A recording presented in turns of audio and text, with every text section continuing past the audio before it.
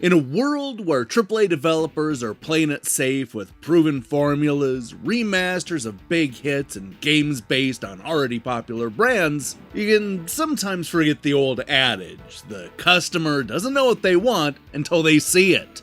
That's certainly the case for the brand new game Air Hockey Roguelike, a clever mashup that turns the tabletop sport on its head with power-ups and boss battles. It really is the kind of game where I had no idea I wanted it until I played it. But is a clever concept enough to carry the entire game? Well, that's what we're about to find out when I review Air Hockey Roguelike by Taxi95.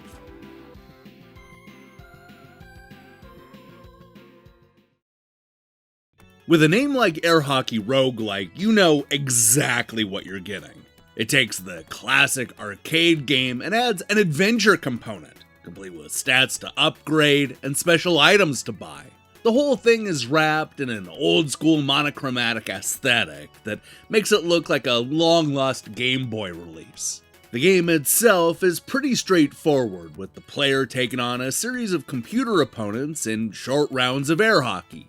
You can win by either being the first player to reach 7 points or having the most points at the end of 2 minutes. If you wait too long and time runs out and you're tied, then the screen will start to violently shake until somebody scores. Once you've beaten the computer, you can choose between jumping to another one-on-one battle or taking on a series of mini-games in order to earn some extra coins. But never forget, this is a roguelike, so once you lose a match at any point, you're stripped of all your items and sent right back to the beginning of the game. Now, from a gameplay perspective, this is all real simple. You move the air hockey mallet around your half of the table with either the keyboard or an analog stick, all while using a carefully timed dash to either defend your goal or smash the puck towards the opponent's side. When you end up winning one of these matches, you'll have your choice between upgrading your strength, velocity, and even the cooldown of your dash move. While this is definitely a good incentive to get into more one-on-one battles, you'll often have a choice to play one of the mini-games. These are all pretty simple puzzles where the player has to hit the puck into the goal, usually by bouncing it off of a bunch of different walls.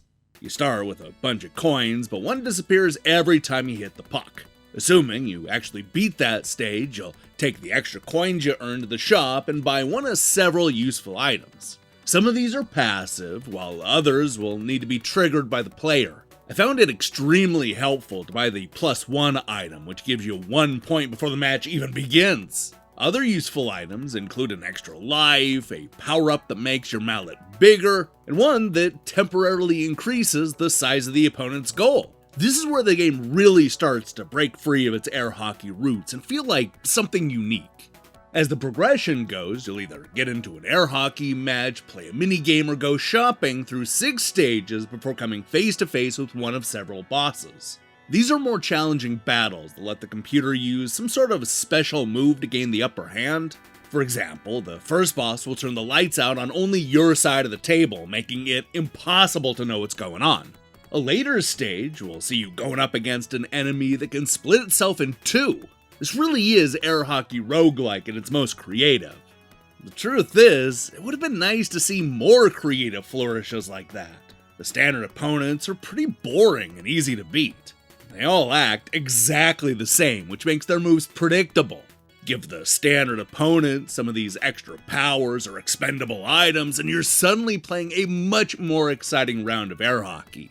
The same is true of the tables. The game waits until the very end to introduce a variation on the table, introducing a second goal on each side.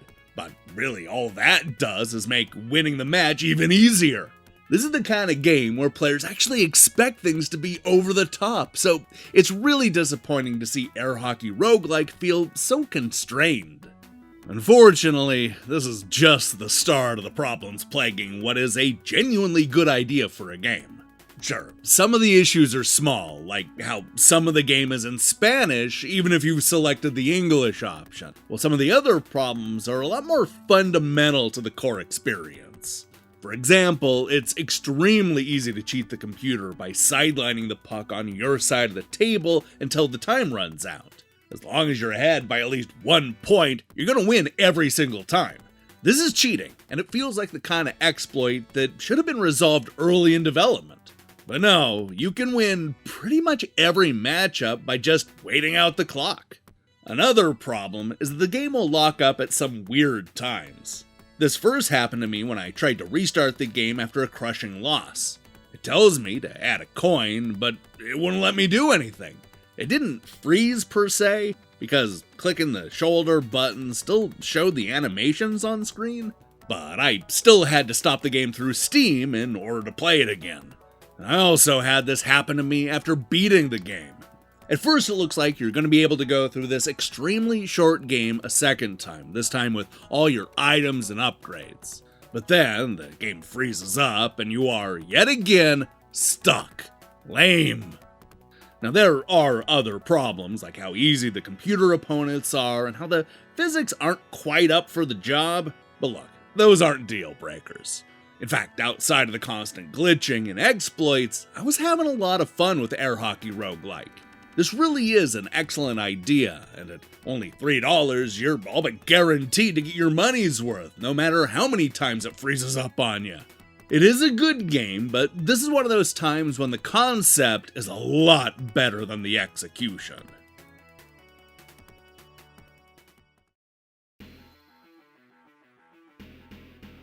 If you've ever played air hockey and wished that it had more item shops and boss battles, then Air Hockey Roguelike is for you. This is a fun concept that does a good job of expanding on the tabletop sport with experience points and deployable power-ups. Unfortunately, the cool concept is let down by a bunch of game-breaking glitches and exploits that really feel like cheating. It's also incredibly short and easy, and not as over-the-top as you would want from this kind of mashup. Ultimately, Air Hockey Roguelike is a solid debut title from Taxi 95.